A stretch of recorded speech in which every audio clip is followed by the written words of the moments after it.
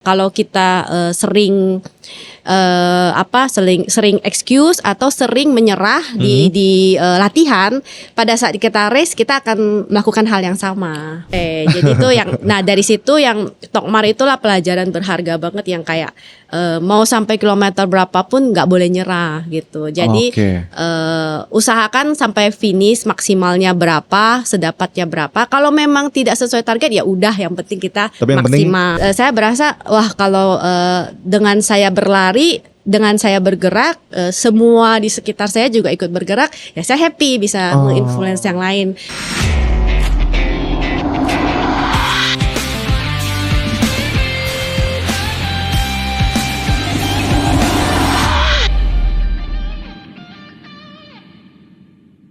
Hai Dashers, welcome to Easy Pace Podcast barengan sama gue Danar Kalingga. Dan untuk episode kali ini gue bakal ngobrol-ngobrol sama seorang pelari rekreasional. Tapi katanya rekreasional, pace-nya ini udah kencang banget ya. Baru kemarin gue lihat di IG-nya abis Borobudur Marathon, katanya sih gak ada training plan khususnya ya, tapi dapat juara 1 nih ya. Langsung aja, ini dia ada Kak Devi Ardian. Halo Kak. Halo. Kemarin baru banget itu juara 1 female masters ya. Ya, female Borobudur Marathon. Itu akan aku lihat di postingan di IG-nya katanya nggak ada ini ya, latihan khusus untuk itu ya. Iya benar sih, sebenarnya Borobudur Marathon itu nggak ada planning maraton saya di tahun ini, dadakan sih. Jadi sebenarnya maraton saya di 2025 itu di Maybank. Maybank itu kan di bulan Agustus ya. Jadi kalau kemarin Borobudur kan di bulan November, jadi September, Oktober, November 3 bulan ya. Jadi saya pikir nggak ada program khusus, tapi masih ada sisa-sisa training ya, sisa-sisa masa kejayaan lah. Iya. Jadi kayak ya udah masih muscle memorinya masih ada. Ya, dan tapi bukan berarti sama sekali 3 bulan itu tidak lari ya. Tetap konsisten tapi tidak program yang spesifik gitu. Itu aja 3 bulan gak lari udah juara 1 ya. Bayangin kalau misalnya 3 bulan itu program khusus kayaknya juara -1 kayak lebih ditarik. Sebenarnya kalau bahas juara sih itu kebetulan aja menurut saya. Itu sebenarnya semua yang dikatain juara tuh kebetulan semuanya bilangnya. Iya benar. Kadang-kadang percaya nggak percaya, saya merasa podium-podium itu bukan hebat karena kadang kita berada di tempat yang tepat, waktu yang tepat. Mungkin pelari-pelari yang lebih kenceng dari saya, yang seumuran saya ataupun di bawah saya, itu lagi berada di tempat lain gitu.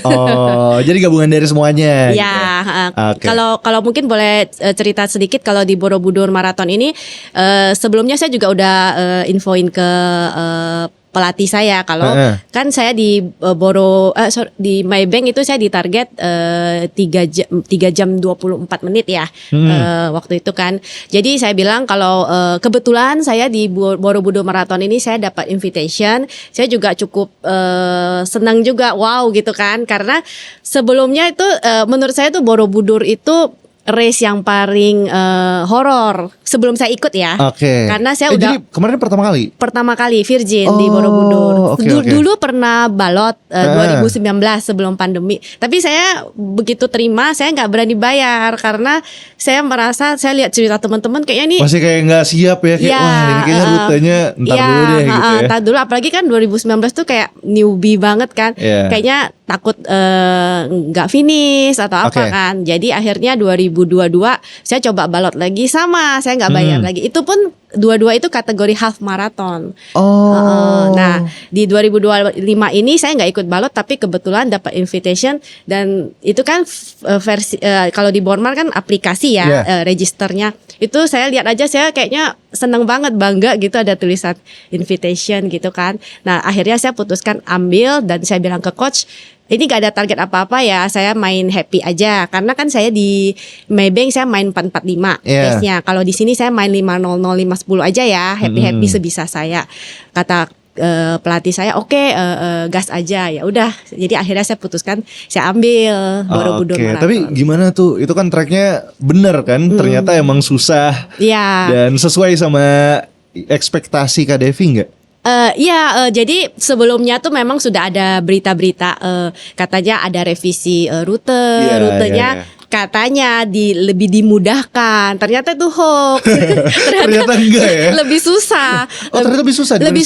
Lebih susah. Kalau saya kan ini pertama kali ikut. Kalau ada cerita dari teman-teman yang sudah pernah ikut, katanya lebih susah. Sebelumnya katanya Maybank lebih susah daripada Bormar. Sekarang Bormar lebih susah. Jadi tanjakan coach and coach yang katanya tanjakan cintanya di kilometer akhir dipindahin ke tengah. Tapi pada saat pelaksanaannya saya berasa kayak ada 2 gitu. Di tengah ada, di akhir juga ada. Jadi gitu. malah nambah ya, malah bukan nambah, dipindahin. Iya.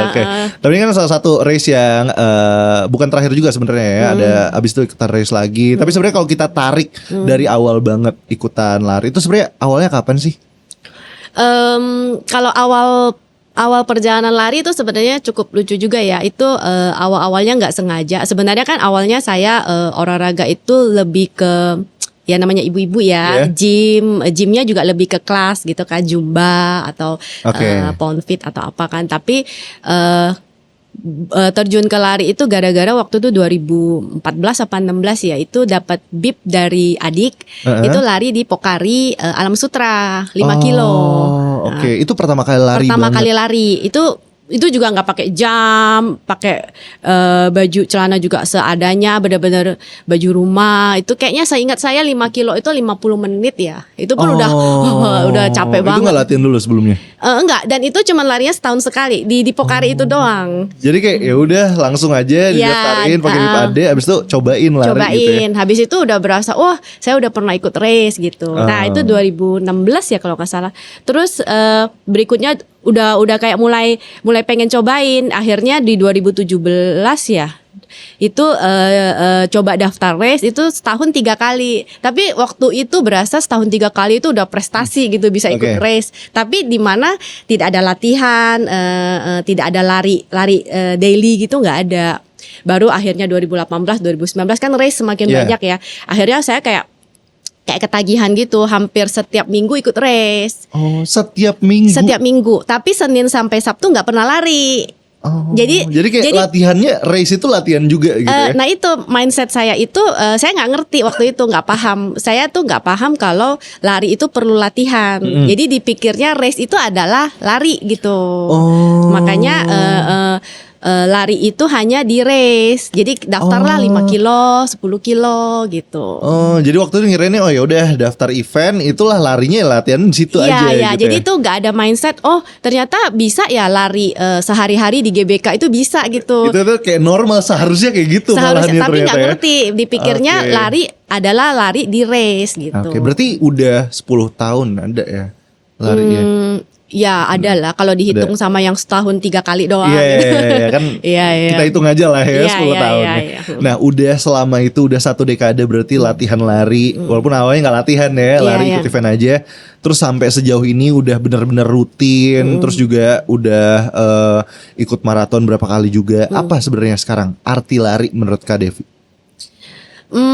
Nah arti lari ini bagi saya itu juga dari yang dulu sampai sekarang tuh mungkin agak berubah. Bukan berubah sih, mungkin bertambah ya. Jadi kayak dulu kan saya mindsetnya cuman lari, yang penting saya bisa makan banyak, tapi saya tetap kurus gitu. Saya nggak bertambah berat badannya. Dulu mindsetnya seperti itu. Tapi kalau sekarang itu saya berasa karena banyaknya teman-teman, komunitas dan sebagainya, saya berasa kayak saya lari itu kayaknya seneng juga kalau bisa menginfluence yang lain. Jadi kalau kan lari itu boleh dibilang termasuk olahraga yang paling simple lah ya kan.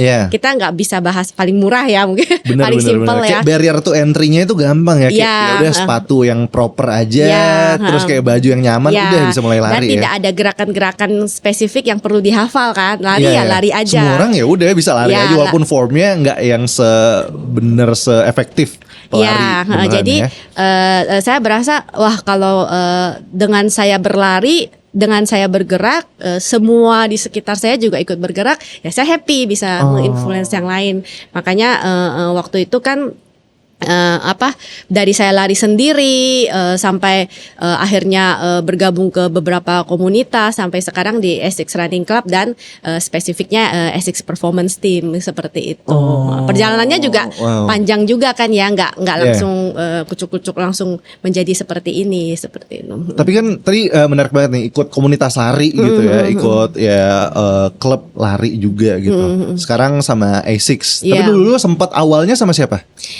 Kalau awalnya karena saya alma mater dari Trisakti, Universitas Trisakti. Jadi saya awalnya sebelum pandemi itu bergabung dengan Trisakti Runners. Nah, itu komunitas lari pertama Kak Devi berarti ya? Ya, jadi sebenarnya saya awalnya juga tidak sengaja join di situ pas karena lari-lari sendiri dan sering daftar race, terus ketemu teman-teman yang alumni, terus katanya ya yuk kita juga ada gitu. Akhirnya kita bergabung dan dari situ baru berkenalan lagi dengan Skolari yang komunitas memang untuk berlari.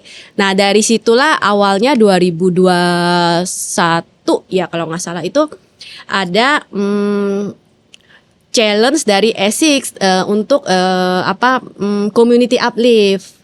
Community uplift ini yang mereka menyaring dari semua komunitas untuk diadu di Sentul sirkuit dan waktu itu 5K.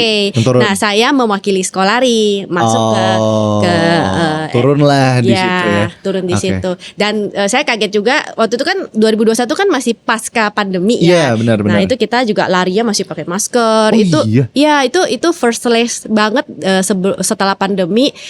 Sebelum race aja kita semua di swab. Di swab. Terus benar-benar bahkan larinya pakai masker tuh. Iya, saya larinya juga pakai masker dan kaget juga waktu itu bisa dapat nomor 1 gitu. Jadi ya menurut saya sih semua serba kebetulan sih. Kebetulan yang ikut ya. Kebetulan yang ikut pokoknya di bawah Kak Devi waktunya. Kebetulan Kak Devinya jago juga. Itu kebetulan ya, kebetulan ada kesempatan juga gitu. Ya kan. Ya jadi akhirnya dari situ 2021 saya berlanjut dari Community Uplift, berlanjut lagi 2022 itu ada yang namanya dari Essex Running Lead Hand. Nah, itu belum Essex yang sekarang. Belum, itu baru Essex Running Lead Hand untuk Essex meng-lead Essex Running Club. Nah, waktu itu saya sempat terpilih bersama 9 teman-teman yang lain untuk men-lead acara-acara lari, strength training dari Essex Running Club ini gitu. Baru setelah masa jabatannya kan ada rotasi ya, ada pergantian regenerasi. Akhirnya kami beberapa teman-teman yang lain yang dirasa cukup perform, nah kami dimasukkan ke Essex Performance Teams gitu. Sampai sekarang lah. Sampai Essex sekarang. Performance Team ya. Berarti kan udah beberapa komunitas-komunitas ikut sama orang-orang yang lain juga. Tapi kan kalau misalnya orang yang lari sekarang banyak yang mulainya juga sendiri gitu. Nah kalau menurut Kak Devi sendiri kayak apa ya? Sepenting apa sebenarnya komunitas lari atau kayak join bareng orang-orang yang emang suka lari ini?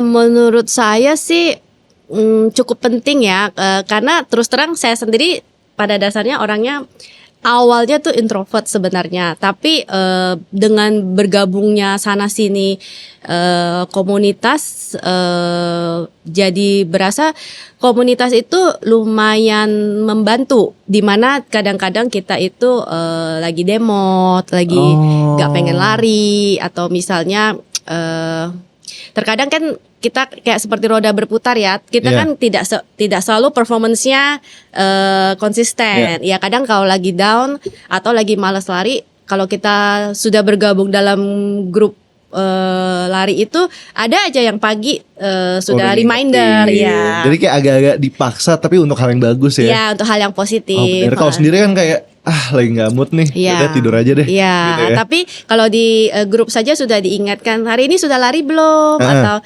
sudah. Tapi dalam hal yang positif ya, kita tidak boleh memaksakan harus mengikut pace orang, jarak orang seperti itu. Berarti kalau menurut Kak Devi mendingan ikut komunitas lari.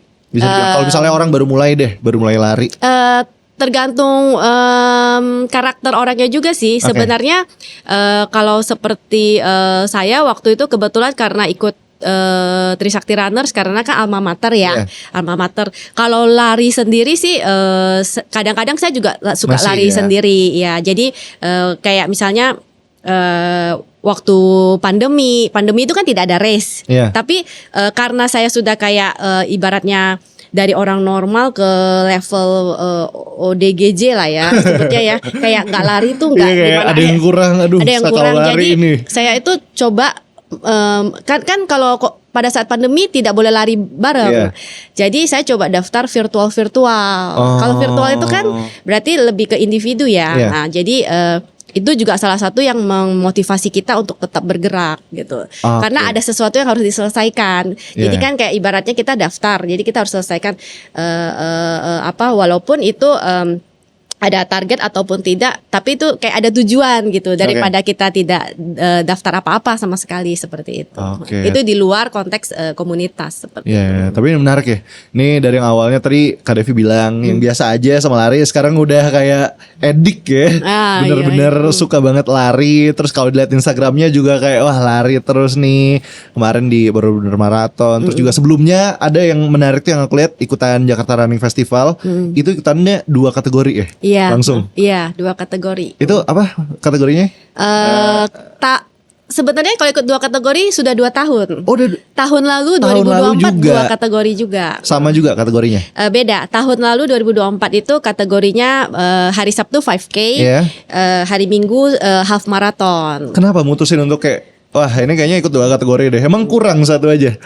Karena kayaknya menarik gitu dari proposal si JRF-nya sendiri, kayaknya apalagi ditambah dia ada kayak expo, kita bisa jalan-jalan segala macam kan, jadi kayaknya menarik. Dan ya itu balik lagi saya lihat kesempatan, saya lihat kayaknya yang ikut kategori saya master nggak ini kenapa enggak saya ngambil 2 seperti itu. Tapi kenapa tahun ini saya putuskan ngambil 2 lagi karena pengaturan harinya yang menarik. Karena tahun lalu itu Sabtu 5K, Minggu half marathon. Menurut saya lebih berat karena bagi saya lomba 5K itu lebih berat karena pace-nya lebih jor-joran, all out. Jadi pada saat saya Minggu half marathon itu saya sudah habis banget. Udah habis di 5K-nya ya.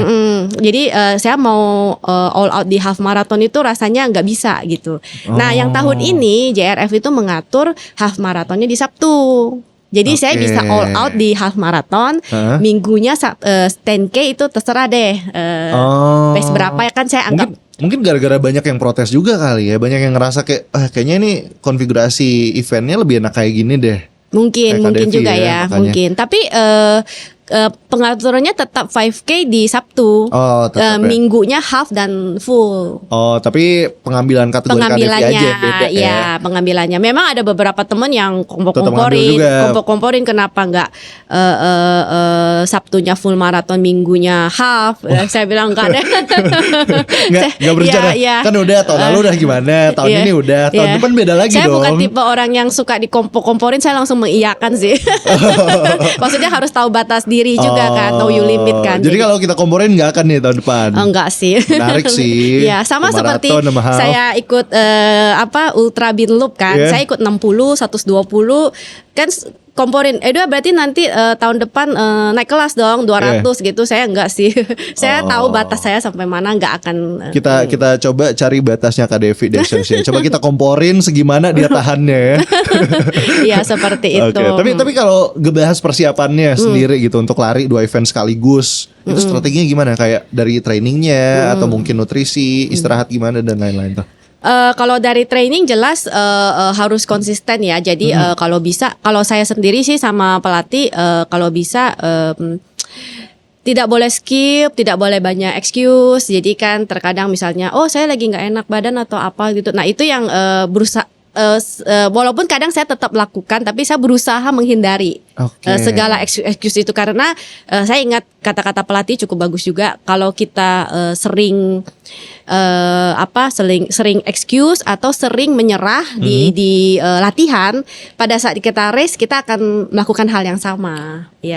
Jadi misalnya contohnya kita lagi latihan mau interval ataupun ataupun bahkan cuma easy run, yang easy run 10 kilo misalnya. Kalau kita di 8 kilo atau 7 kilo udah rasanya mau DNF karena panas atau apa kan. Nanti di race kita juga sama, di kilometer-kilometer kritis kita mindsetnya udah terbiasa untuk mau DNF gitu. Berarti bukan cuma latihan fisiknya tapi latihan mentalnya juga ya? Latihan mindsetnya juga. Nah di situ kata-kata pelatih saya yang saya pegang. Jadi kalau sampai kita udah katakanlah fisiknya udah drop atau apa, kita cukup pelanin, jangan ngoyo lagi. Nah itu yang saya terapkan di Borobudur Marathon. Jadi Borobudur Marathon kenapa saya bilang beruntung aja? Karena sebenarnya saya juga nggak di posisi 1. Saya dari awal udah bilang ke teman-teman saya yang lain, mau posisi 1 silakan ambil aja, saya nggak kejar. Tapi ternyata karena memang saya udah stick di pace saya sendiri, saya nggak mau berusaha kejar pace A, B, C kan. Tapi dalam perjalanan itu saya melihat teman saya ketemu di kilometer tertentu yang posisi 3. Bukannya saya mengejar dia, pace saya sendiri pun sudah drop juga, tapi saya ketemu dia udah mulai mundur, terus akhirnya ketemu yang kedua sampai ketemu yang posisi nomor 1. Nah akhirnya saya lewatin itu, bukan dalam arti saya mengejar, tapi saya sendiri pun sudah memelan, dia juga gitu. Tapi masih lebih stabil, masih lebih konsisten kalau jadi saya melihat teman-teman saya yang lain, itulah saya merasa saya kayaknya juga harus pelanin kalau nggak mau strateginya seperti itu, kalau nggak mau sampai kram atau apa, saya juga harus pelanin. Itu sih salah satu untuk cara mendengar tubuh kita sendiri seperti itu. Tapi tadi menarik ada yang dibilang Kak Devi, walaupun Deh bilang kan kayak Kak Devi itu orangnya ya udah harus tetap konsisten. Kalau misalnya kita mikirnya udah aduh mau DNF aja atau enggak, tapi tetap harus keep going aja. Tapi pernah nggak bener-bener kepikiran untuk wah udahan deh, nggak kuat beneran, entah gara-gara mindsetnya, entah gara-gara badan yang udah bilang kayak gitu, yang kayak bener-bener mau berhenti aja, pernah nggak? Ada nggak momen kayak gitu? Sampai berhenti banget sih enggak, cuman sampai batas nyerah iya. Jadi waktu itu di Tokyo Marathon ya, 2023 itu kan saya ditarget sama coach 3 jam 30 menit. Cuman mungkin karena saya itu race WMM pertama, itu pertama di Tokyo pertama itu kan dari Essex ya. Jadi kita juga kayak itu terus terang negara 4 musim pertama yang saya datangin. Jadi belum siap lah preparation untuk kuat tahan dinginnya segala macam. Jadi saya merasa happy lari sampai kilometer 25. Sempat overpace. Jadi begitu 3 kilometer 30 up to 35 itu udah berasa kayak kok udah mulai slowing down ya, udah mulai matanya udah mulai gelap, mulai apa. Nah dari situ udah mulai muncul mindset yang kayak untuk apa sih kenceng-kenceng, orang kamu nggak pernah ke Jepang kan, ini pertama kali ya nikmatin aja view-nya ya. Jadi akhirnya yang saya siapin fuelingnya di belt segala macam lengkap, saya mulai mampir-mampir ke WS. Nah itu yang bener-bener menikmati race-nya aja akhirnya. Tapi kan sebenarnya itu nggak boleh. Jadi itu yang, nah dari situ yang Tokmar itulah pelajaran berharga banget yang kayak mau sampai kilometer berapapun nggak boleh nyerah gitu. Jadi usahakan sampai finish maksimalnya berapa, sedapatnya berapa. Kalau memang tidak sesuai target ya udah, yang penting kita tapi yang maksimal. Penting itu yang kita berikan itu yang maksimal ya usahanya. Daripada kita udah nyerah nanti kita nyesal kemudian. Saya di Tokmar itu akhirnya finish 3:52, 22 menit meleset. Gara-gara itu banyak mampir main-main gitu. Tapi nyesel nggak waktu itu? Nyeselnya setelah finish. Gitu. Tapi kan udah sempat ikut juga itu WMM pertama Tokmar ya. Terus abis itu sempat ikutan Sydney juga. Udah berapa kali kalau Sydney aja, Tokmar dan Sydney. Tokmar dan Sydney aja. Dan Sydney waktu itu belum masuk BMM. Baru bukan yang tahun ini belum, ya. Oke. Nah, ada bedanya nggak sih yang kerasa lari di race internasional sama race di Indonesia? Pada dasarnya menurut saya sih mirip-mirip ya. Kalau dulu mungkin enggak. mungkin ada perbedaan kentara, ya kan. Cuaca gitu, cuaca? Ya enggak, maksudnya dari segi organizernya segala macam. Ya yang beda cuman cuaca, suhu segala macam. Tapi kalau dari segi organizer dulu merasa beda sekali ya, lebih rapi, lebih apa. Tapi sejak 2024 2025 ini banyak banget kan yang bagus-bagus kan. Jadi kayak JRF, Jakim, segala macam lah. Jadi saya merasa kurang lebih sama. Indonesia tuh udah hebat. Jadi emang beda tempatnya aja sekarang beda suhu, lokasinya aja. Beda lokasi aja, beda suhu, beda makanan, beda. Tapi pelaksananya kurang lebih sama. Dan bahkan menurut saya dulu saya bayangin kalau WMM itu pasti clear, bersih, steril. Ternyata enggak juga. Mau steril amat masih ada yang nyebrang-nyebrang. Terus di WS juga masih minuman berserakan. Jadi tuh malahan lebih baik di lokal di Indonesia yang lebih rapi, ada yang pungutin, buang segala macam. Tapi saya memang belum pernah ikut WMM yang lain ya. Cuman kalau saya lihat WMM di negara-negara lain, kayaknya sih kurang lebih sama ya seperti. Tapi ada rencana nggak ikut WMM lain?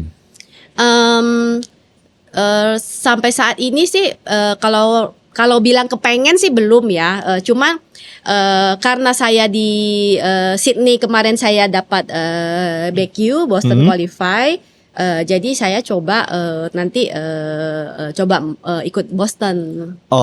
Ya, tapi gitu, kalau misalnya dari sekarang 7 WMM yang udah ada, paling penasaran yang mana? Atau paling pengen? Nggak ada sih. Nggak ada sih. Terus terang saya lebih suka mengeksplor race di Indonesia karena masih banyak yang belum saya ikut. Tapi iya sih, Indonesia banyak banget. Iya, kayak Jokmar saya belum pernah. Terus terang yang pernah saya Bormar ini baru pertama kali. Iya, terus, jadi masih banyak ya yang harus dieksplor event race di Indonesia. Terus kayak juga. Kemarin kan sempat Pokari di Lombok itu juga belum. Terus yang daerah timur itu yang apa ya? Ada beberapa maraton juga yang menurut saya jauh, tapi suatu hari pengen ikut gitu. Kalau gitu, kalau untuk event di Indonesia atau di mana aja deh, lokasi mana yang paling pengen dicobain? Pengen semua yang belum pernah. Semua yang belum pernah. Belum pernah, iya. Karena sampai tahun ini baru selalu cuman seputar Bandung, Bali, Jakarta. Iya, Jakarta itu aja. Kan masih banyak kan kayak ada di Sumatera ada Minang Geopark. Itu tuh semua tempat-tempat bagus itu belum pernah dikunjungin. Berarti kalau bisa milih satu tempat yang paling suka nggak bisa? Iya, karena banyak banget. Tapi pengen nyobain di luar kota-kota besar itu kan. Ya, di luar kota-kota besar yang sering diadain gitu. Tapi kan ini kita balik lagi kalau misalnya ngomongin walaupun masih banyak belum dicobain, tapi kalau lari sendiri udah ya 10 tahun lebih gitu kan Kak Devi. Nah, kalau misalnya sekarang kita ngelihat pelari itu banyak banget yang baru mulai juga. Orang yang baru mau nyobain atau baru kepikiran aja atau baru mulai. Ada gak nih pesan dari Kak Devi untuk mereka nih yang baru mau mulai lari atau baru pengen ikutan event lari itu gimana? Pesannya apa nih?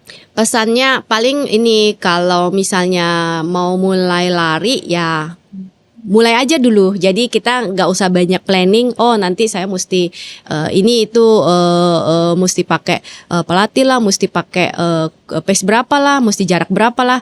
Mulai aja dulu, ukur jarak berapa, pace berapa itu terserah. Karena untuk mulai itu yang paling susah menurut saya. Untuk mulai itu yang paling susah. Jadi benar-benar mulai aja dulu. Terus ya udah cobain aja kayak gimana ke depan ya. Konsisten aja berarti ya. Konsisten aja, karena dengan kita konsisten dia akan membawa kita kemana yang kita nggak pernah expect.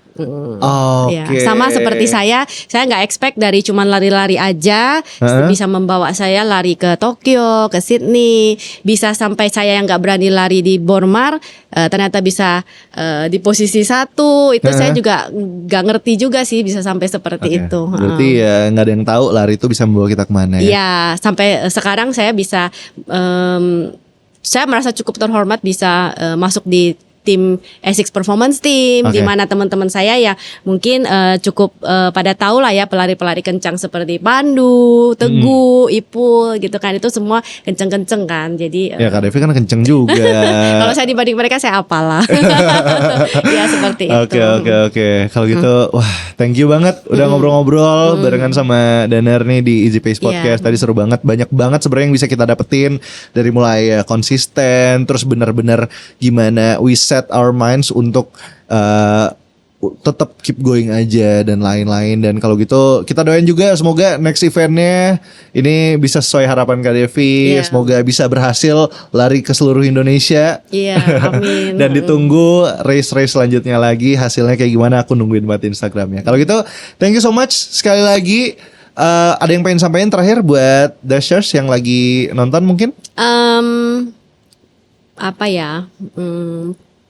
Paling ini kalau misalnya teman-teman yang mungkin bermimpi mau ikut WMM atau apa ya, kalau saya sih mindsetnya saya tidak perlu menikmatin semua WMM, tapi saya kan WMM itu kan ada BQ Boston Marathon. Ibaratnya Boston Marathon itu kalau kita main game bos besarnya lah. Nah, jadi final boss. Jadi kita cukup nikmatin, kita kejar final bossnya aja Boston Marathon. Tidak perlu kita ngambil sampai 6, 7, apalagi sekarang bertambah terus ya 9 kan nggak ada kelarnya. Sama seperti kalau di race di lokal Indonesia juga itu kan banyak tuh kalau mau dibilang Indonesian Major ya, kayak Maybank, Pokari segala macam. Ya sekarang mungkin saya bisa bilang yang mirip seperti Boston Marathon itu ya Bormar. Ya mungkin suatu hari dibikin Bormar qualify BQ juga kan. Seperti itu sih. Jadi pasti harus set goals ya seperti itu. Oke, kalau gitu terima kasih sekali lagi. Terima kasih Mas Danar. Dan Dashers lo bisa nonton ini pastinya di YouTube atau Spotify-nya Easy Pace Podcast. Dan kalau gitu gue Danar Kalingga, Devi Ardian. kita pamit. Bye-bye. Bye-bye.